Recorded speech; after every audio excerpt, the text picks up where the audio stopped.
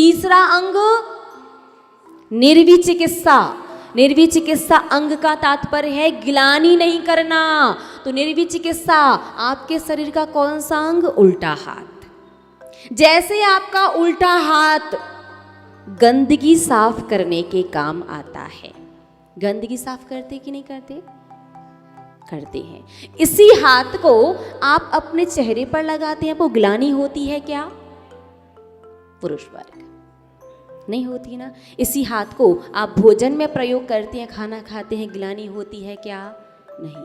क्यों? इससे तो गंदगी साफ की थी। जब गंदा था फिर इसकी शुद्धि कर ली, अब गिलानी नहीं कर रहे। जिस प्रकार से उल्टा हाथ अशुद्धि साफ करने के काम आने के बाद भी आपको गिलानी नहीं है, यही तो सम्यक दर्शन का तीसरा अंग है। कौन सा अंग? निर्विचिकित्सा अंग। धर्म और धर्मात्मा को देख करके गिलानी नहीं करनी है।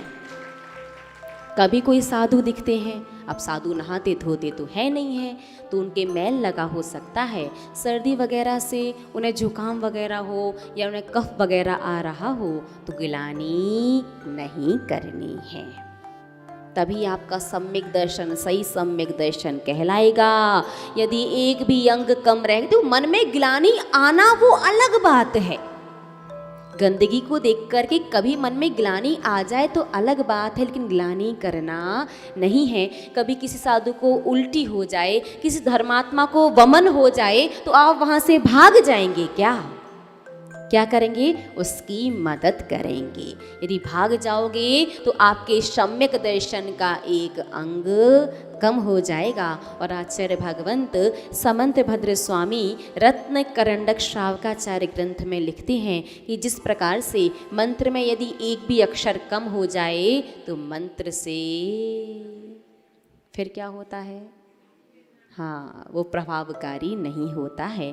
आप किसी मंत्रवादी के पास जाइएगा जो सर्प बिच्छू आदि के जहर को मंत्र पढ़ करके झाड़ देता हो, उससे पूछना यदि एक अक्षर कम पढ़ोगे तो क्या होगा? तो वो कहेगा कि मंत्र से विष नहीं उतरेगा।